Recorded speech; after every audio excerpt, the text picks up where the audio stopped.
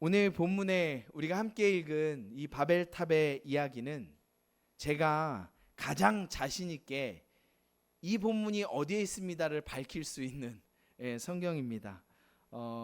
바벨탑 이야기가 몇 장에 있죠? 11장에 있잖아요. 그래서 이렇게 뾰족뾰족 바벨탑 창세기 11장 이렇게 성경 신대원 가는 공부를 할 때 외웠던 기억이 있습니다.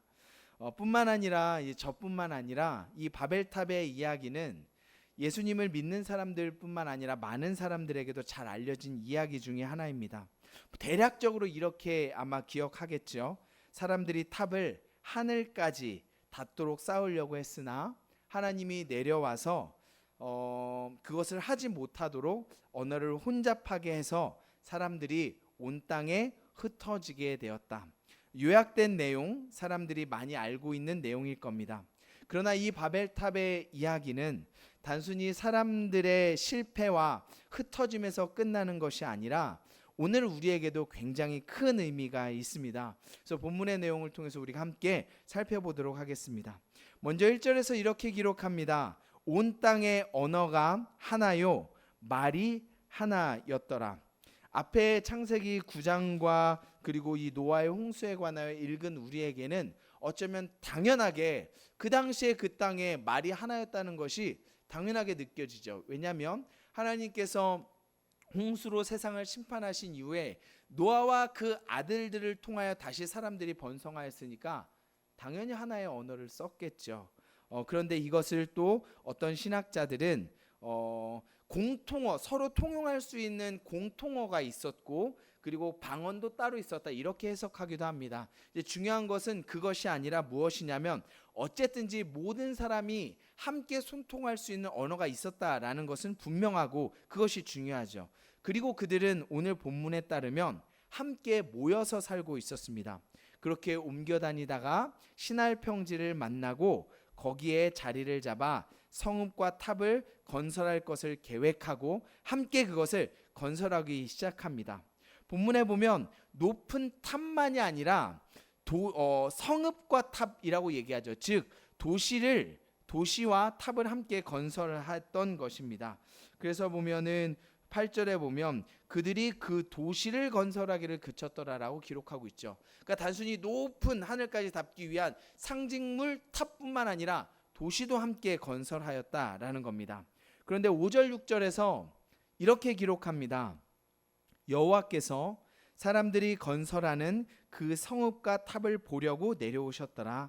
여호와께서 이르시되 이 무리가 한 족속이요 언어도 하나이므로 이와 같이 시작하였으니 그 후로는 그 하고자 하는 일을 막을 수 없으리로다.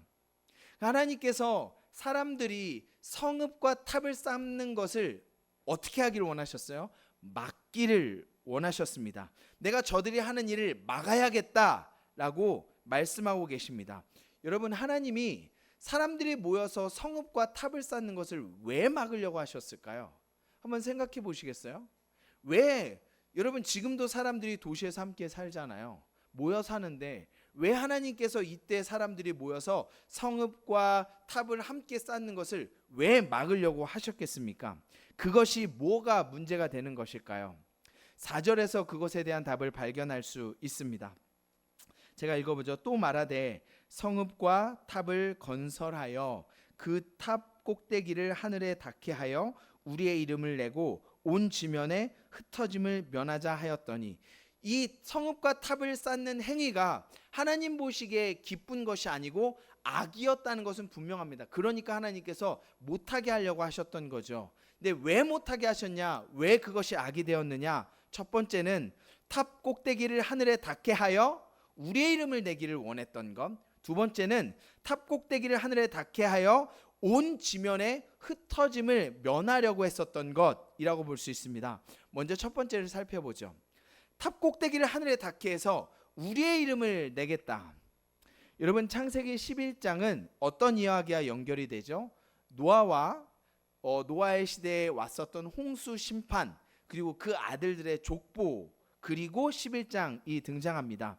그러면 노아와 그의 아들들 그리고 그의 자손들로 된 사람들이 번성하여서 많아졌다면 당연히 그들은 비가 오는 것과 홍수에 대한 트라우마가 있었겠죠. 여러분 생각해 보세요. 단순히 그냥 비가 많이 내린 것이 아니라 비가 많이 와서 온 인류가 다 쓸려서 죽임을 당했습니다. 그 죽임당한 사람들 가운데서는 노아와 친분이 있는 잘 아는 인사하고 지냈던 동네 사람들도 분명히 많았겠죠. 근데 그들이 쓸려다니면서 죽임을 당하고 모든 것이 죽임을 당한 것을 노아와 그의 아들들이 보았다면 그들은 분명히 거기에 대한 두려움이 있고 큰 트라우마로 남았을 겁니다. 그런데 그 두려움이 있는 그들에게 하나님께서 약속하셨죠. 지난주에 나누기도 했는데 다시는 내가 물로 세상을 심판하지 않겠다. 그리고 구름 속에서 무지개를 볼 때 너희가 내 약속을 기억하라라고 말씀하셨습니다. 여러분 노아의 자손들이잖아요. 11장의 바벨탑을 쌓은 사람들 다 노아의 자손일 수밖에 없죠. 그들이 왜 탑을 하늘에 닿도록 세웠겠습니까? 본문을 보면 돌을 대신해서 더 튼튼하게 벽돌을 구웠다.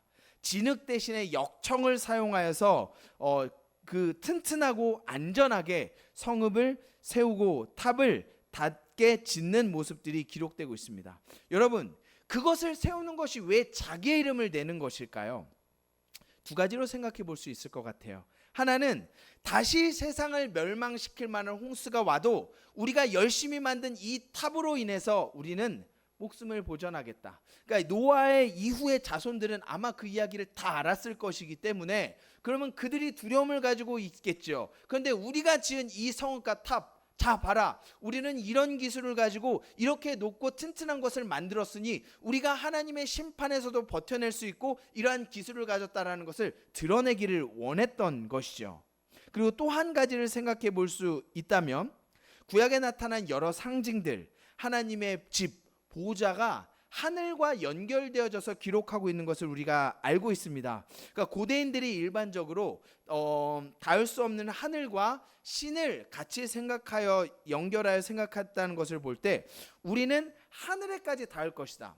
그러니까 하나님의 심판뿐 아니라 이 하나님에 대한 어떠한 표현이기도 하죠. 우리가 이것을 만들 것이다. 함께 모여서 힘을 합쳐서 이것을 이루어내겠다라는 것. 그러니까 그것에 대한 도전, 하나님에 대한 도전, 그 자기에 대한 능력을 모여서 인간이 하겠다라고 이것을 알리고 드러내기 원했다는 것을 우리가 알 수 있습니다. 여러분 하나님이요 분명히 물로 세상을 심판하지 않겠다고 약속하셨잖아요. 그런데도 탑을 높게 세우고 그것을 우리의 힘으로 이겨내 보겠다 하는 이러한 표현은 하나님의 언약, 증표를 믿지 않고 받아들이지 않는 모습으로 나타납니다. 그리고 무엇으로 우리가 잘 살아보겠다죠? 이 심판에 의해서 그러면 하나님을 경외하지 않고 하나님을 섬기지 않았던 그들이 심판을 당한 것을 보면 그럼 우리는 하나님을 더 잘 섬겨야 되겠구나, 하나님만 믿고 따라야 되겠구나를 배우지 않고 우리가 모여서 그러면 이 심판을 면해보고자 우리의 기술력과 협동력과 힘으로 이것을 함께 이겨내보자, 우리의 노력으로 잘 살아보겠다, 우리의 힘과 기술력으로. 왜 하나님께서 이 성읍들과 탑을 건설하는 것을 못하게 하셨는지 아시겠죠? 단순히 우리가 서로 각자 살면 외로우니까 모여서 잘 살아보세가 아니라 이것은 하나님께 대한 대항입니다. 하나님 없이 심판을 우리가 이겨내 보겠다, 그리고 하나님 없이 우리가 모여서 잘 살아보겠다라는 하나님에 대한 대항이며 반역의 표현입니다. 하나님을 없이 여기고 우리의 기술력으로 내가 잘 살아보겠다, 그리고 나 혼자가 안 되니까 어떻게 해요? 모여서 함께 하자, 그렇게 해보겠다라는 것입니다. 또 두 번째, 흩어짐을 면하자. 땅 꼭대기까지 하늘에 닿게 탑을 쌓아서 흩어짐을 면하자라는 것. 여러분 하나님께서 아담에게도 주셨고 노아와 그의 자손들에게도 주셨던 축복이자 명령이 있습니다. 생육하고 번성하여 땅에 충만하라. 여러분 땅에 충만하려면 어떻게 해야 돼요? 흩어져야죠. 모여서는 땅을 충만하게 할 수 없습니다. 혹시 이렇게 생각하시는 분이 있으실 것 같아요. 아니 모여가지고 많아지면 그 자연스럽게 땅에 충만해지지 않겠습니까? 그렇게 생각하실 수 있겠죠. 그런데 흩으려는 것이 하나님의 뜻이었으면 분명합니다. 왜냐하면 9절에 보면 이렇게 얘기하죠. 여호와께서 거기서 그들을 온 지면에 흩으셨더라. 하나님께서는 그들이 흩어져서 땅을 충만하게 하기 원했던 것이 분명하게 성경에 기록하고 있습니다. 그러면 우리가 이 인간들의 어떠한 모여서 성을 쌓고 그리고 이 탑을 높게 쌓는 것을 좋게 생각을 하자면, 아까 말씀드린 대로 함께 모여서 잘 살면은 뭐 그게 나쁜 것이 아니잖아요. 점점 늘려서 힘을 얻고 같이 하나님을 예배하고 하나님을 바라보면서 이렇게 점점 이렇게 불려가면 좋은데 왜 굳이 하나님께서 흩으려 하셨을까 생각할 수 있겠죠. 여러분, 그런데요, 그것은 인간의 죄에 대하여 간과한 겁니다. 인간은 절대 그런 존재가 아니에요. 인간이 가지고 있는 죄의 본성은 좋게 생각한다고 해서 절대 그렇게 되지 않습니다. 이것은 우리가 역사를 통해서도 고백할 수밖에 없는 얘기예요. 죄가 무엇이죠? 여러분, 죄가 무엇입니까? 죄는 뭐 무단횡단을 하거나 무엇을 훔치거나 이것이 본질이 아니라 죄는 하나님께로부터 단절된 것이 죄입니다. 하나님 없이 내가 하나님처럼 되겠다, 내가 나의 삶을 주체적으로 살겠다, 하나님과 상관없이 하나님과의 단절이 죄입니다. 그렇게 하나님 없이 살기 원했었던 사람들, 뭐가 문제냐? 그러니까 하나님을 모르는 사람들이 이렇게 얘기할 수 있어요. 아니, 그게 뭐가 문제야? 하나님이 계셔? 하나님 없이 사는 게 뭐가 문제야? 자기들끼리 선을 추구하고 좋은 게 좋은 거고 함께 배려하면서 사랑하고 잘 살면 되지 라고 얘기할 수 있는데, 여러분, 그렇지 않습니다. 하나님과 단절된 모든 인간은 그 속에서 절대 선을 낼 수 있는 능력이 없습니다. 역사 속에서 그것을 우리가 잘 알 수 있죠. 역사를 보세요. 서로 배려하고 힘입고 함께 사랑해서 잘 삽니까? 나의 무엇을 위해서 다른 나라의 사람을 죽이는 것을 쉽게 생각하고 우리의 무엇을 더 얻기 위해서 사람들을 억압하고 그들을 억눌리는 구조를 가지고 있는 것이 우리의 인생에서 볼 수 있는 역사이죠. 기록되어진 역사는 절대 인간의 선함을 얘기하지 않습니다. 잘 먹고 잘 살자, 함께 같이 일해서 같이 나누고 잘 살자, 얼마나 좋아요. 그것이 여러분 막시즘이었잖아요. 그런데 그 공산주의 막시즘이 성공했습니까? 실패했죠. 그것이 실패한 이유를 사람들이 어떻게 해석하냐면 인간의 죄악에 관하여 그들이 생각하지 못했다. 그렇기 때문에 그렇습니다. 여러분, 얼마나 좋아요. 같이 일하고 같이 나눠서 잘 살자. 약한 사람이 일 못하면 내가 일한 것을 나눠주고 잘 살자. 얼마나 추구하기 좋고 그렇게 살면 좋겠죠. 근데 그게 인간의 죄성이 그렇게 되지 않아요. 아니, 왜 나는 더 일하는데 저 사람보다 더 많이 가져야지. 이게 사람의 마음이에요. 다른 사람들을 생각하고 배려하고 하는 것은 내가 채워지고 어느 정도 갇힌 이후에 남은 것으로 하는 것이지 절대 사람은 손해보는 것을 원하지 않습니다. 인간은 선한 존재가 아니고 아담 이후부터 온 죄 때문에 하나님과의 단절에 의해서 나타난 죄의 모습들은 항상 그런 양태를 가지고 있습니다. 그래서 무엇을 위하고 배려한다는 것, 인간의 역사가 그것을 증언하고 있지 않죠. 함께 잘 살고 행복하자. 하나님과의 단절에서 나타나는 모습은 절대 그것을 이룰 수 없습니다. 그래서 인간이 개발하고 추구하는 것이 뭐예요? 그래서 법치가 필요한 거죠. 법이 없으면, 강제로 제어하지 않으면 인간은 선하지 않기 때문입니다.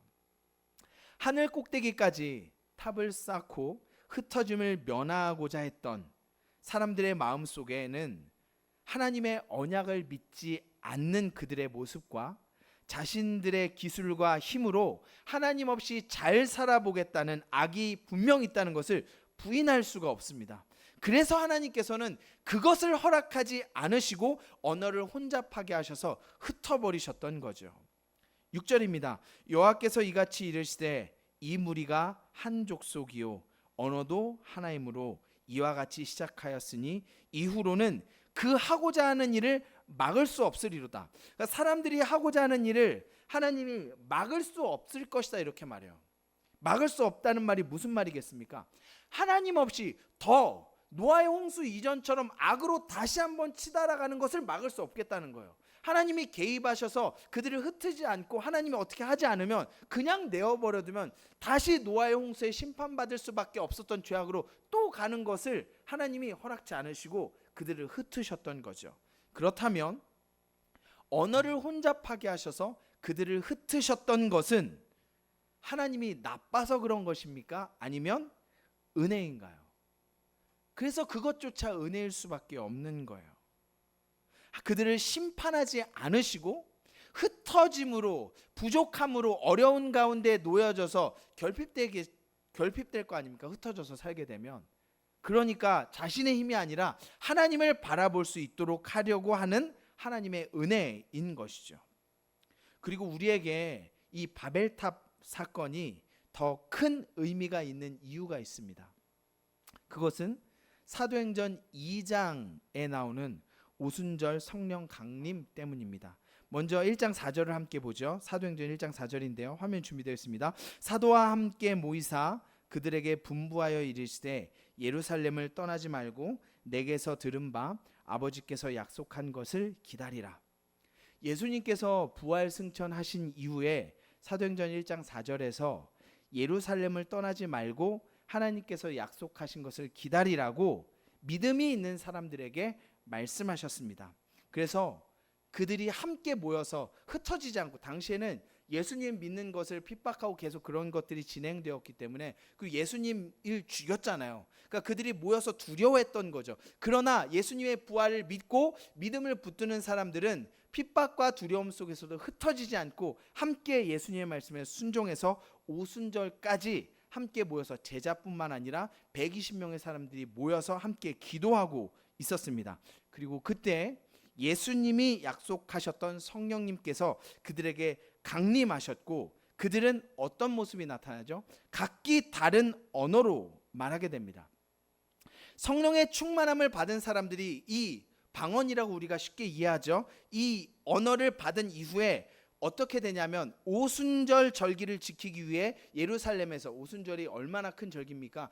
그 절기를 지키기 위해 예루살렘에 모인 많은 사람들, 유대인에게 나아가서 말하기 시작합니다.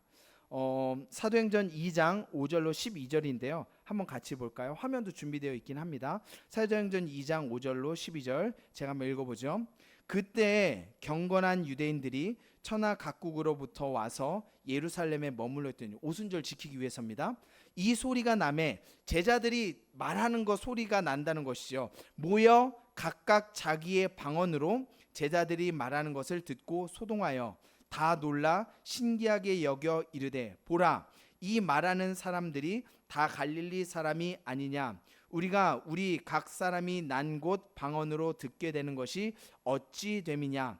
우리는 바데인과 메데인과 엘람인과 또 메소포타미아, 유다와 갑바도기아, 본도와 아시아, 부르기아와 밤빌리아, 애굽과 및 구레네에 가까운 리비아 여러 지방에 사는 사람들과 로마로부터 온 나그네 곧 유대인과 유대교에 들어온 사람들과 그레데인과 아라비아인들이라. 우리가 다 우리의 각 언어로 하나님의 큰 일을 말함을 듣는도다 하고 다 놀라며 당황하여 서로 이르되 이 어찌된 일이냐 하며. 그러니까 성령님께서 이 교회를 세우시고 성령님께서 오순절에 교회 안에 강림하셨어요.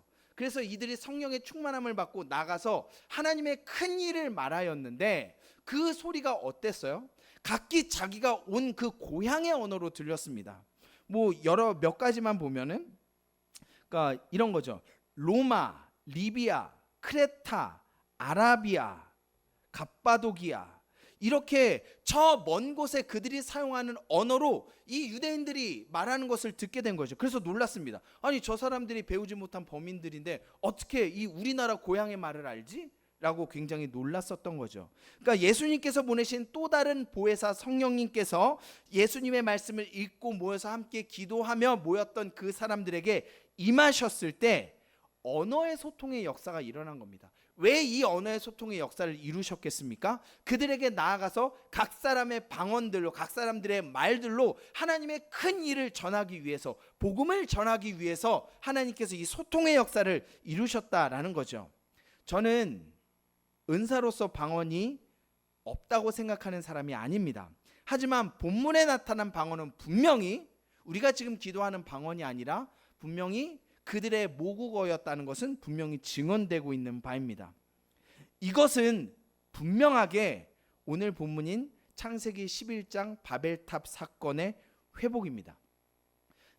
여러분, 왜 하나님께서 언어를 혼잡하게 하셔서 사람들을 다 흩으셨는데 예수님께서 약속하신 십자가 지시고 부활하신 이후에 승천하셔서 약속하신 성령을 부어주신 이후에는 왜 다시 모이고 너희가 흩어지지 말고 모여 있으라고 했지 않습니까? 왜 모여서 언어가 다시 소통되게 하셨을까요? 왜 언어를 섞어가지고 다 흩으셨는데 왜 신약에는 다 모이게 하셨겠습니까? 왜 언어의 소통을 이루셨겠습니까? 여러분, 우리가 다시 한번 여기서 기억해야 돼요. 왜 흩으셨죠? 인간의 죄악된 본성이 모여서 무엇을 힘썼기 때문이에요? 하나님 없이 우리가 우리끼리 잘 살아보자. 하늘의 꼭대기까지 탑을 쌓아서 닿도록 탑을 쌓아서 우리의 이름을 내고, 하나님 내 이름을 내고 우리의 이름을 내고, 하나님이 아니라 우리의 기술을 내고 우리가 잘 살아보자. 하나님을 경외하고 두려워하는 것이 아니라 우리가 해보자라는 것이 인간의 죄악과 본성이었기 때문에 그것을 못하도록 흩으셨었던 거죠. 그런데 누가 오셨을 때? 성령이 오셨을 때 다시 모이게 하시고 언어가 소통되게 하셨습니다. 왜냐하면 성령님이 오셨을 때 인간의 죄악된 본성 가운데 의를 행할 수 있는 능력이 생기기 때문입니다.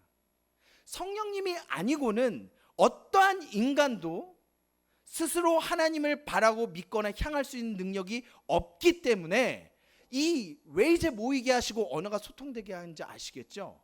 성령님이 강림하여서 교회를 세우시고 그것을 통해서 하나님의, 물론 연약하죠, 부족하죠, 넘어지죠. 하지만 하나님께서 성령님을 보내시고 이 성령님께서 그 각 사람 마음 가운데 항상 계셔서 그들을 붙드심을 통하여 어떻게 하신 거예요? 그들이 연약하고 넘어지지만 함께 하나님의 선을 이루고 의를 행하고 서로 사랑을 할 수 있고, 모여서 쓸데없는 짓거리하고 스스로 하나님 없이 잘 살아보자가 아니라 모여서 하나님의 은혜를 높이고 그분을 바라볼 수 있도록 할 수 있는 능력을 성령님이 오셔서 주셨기 때문에 가능한 거예요. 그래서 이때 하나님께서 언어의 혼잡이 아니라 어떻게 해요? 언어를 다시 소통케 하신 거죠. 이것이 어디를 통하여 이루어졌습니까? 교회를 통하여 이루어졌습니다. 그래서 여러분, 우리는 각자 스스로 혼자 신앙생활을 하는 것이 하나님의 디자인이 아니라는 것을 고백할 수밖에 없습니다. 그래서 이제는 우리가 마음에 안 들고 좀 불편하고 이해가 안 가더라도 함께 모이기를 힘쓰고 함께 연약하지만 사랑을 나누고 성령님의 능력으로 지어져 가야 한다는 것이 하나님의 뜻이라는 거죠. 그래서 예수님께서 승천하신 이후에 각자 혼자 신앙생활하지 말고 서로 사랑하라고 이야기하신 겁니다. 성령님이 오실 때 그것이 가능한 것이죠. 공동체를 이루고 두세 사람이 함께. 여러분, 근데 이것은 아무나 할 수 있는 게 아니에요. 교회는 기업도 아니고 국가도 아닙니다. 교회는 뭐예요? 예수님의 몸입니다. 그래서 우리가 혼자 신앙생활하는 것이 아니라 서로를 사랑함이, 은혜를 나눔이 무엇으로 가능해요? 교회 안에서 가능하다고 성경이 증언합니다. 그것이 하나님의 뜻입니다. 여러분, 신앙생활에 두 가지 매우 중요한 것이 있습니다. 그것은 오늘 말씀의 제목처럼 모이는 것과 흩어지는 것입니다. 먼저는 잘 모이는 것이 필요합니다. 오늘 본문처럼, 우리가 본문은 아니지만 사도행전 2장 말씀처럼 모여서 함께 은혜를 나누고 사랑하고 하나님을 예배하고 그분을 높일 능력이 우리에게 성령을 통하여 주어졌기 때문에 우리는 모여서 함께 말씀을 나누고 말씀을 공부하고 훈련받고 하나님의 나라를 향하여 지어져 가야 합니다. 또한 우리는 그러고 나서 흩어져야 합니다. 이 두 가지를 교회는 다 잘해야 돼요. 모이기만 해서는 안 돼요. 흩어져야 합니다. 왜죠? 예수님의 명령이 있기 때문입니다. 너희는 유대와 사마리아 땅 끝까지 내 증인이 되라고 했습니다.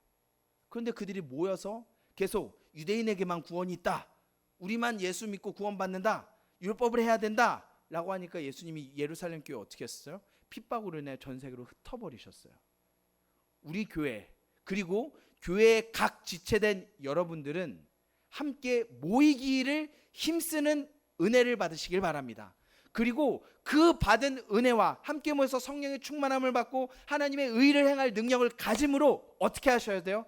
흩어지는 은혜를 누리시기 바랍니다.